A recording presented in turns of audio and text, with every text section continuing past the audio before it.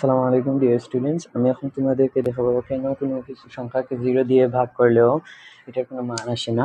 এই জন্য আমরা একটি উদাহরণ নিয়ে নেব। প্রথমে সাপোজ আমরা এই উদাহরণটা নিলাম।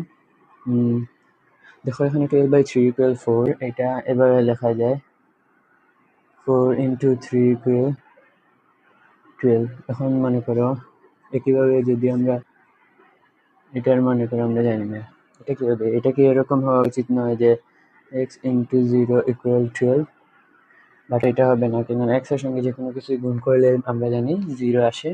এখন এই পর্যায়ে আমরা এখানে যেটা করবো, দেখো যদি আমরা 12 থেকে মনে করে 4 বার 3 বিয়োগ করি, 3 - 3 - 3 - 3 ইকুয়াল আসে 0। এখন যদি একই নিয়মে 12 থেকে আমরা 0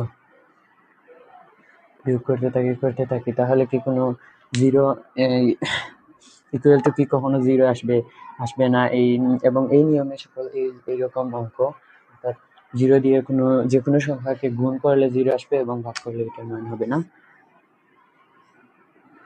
এটা হচ্ছে প্রুফ। আসসালামু আলাইকুম।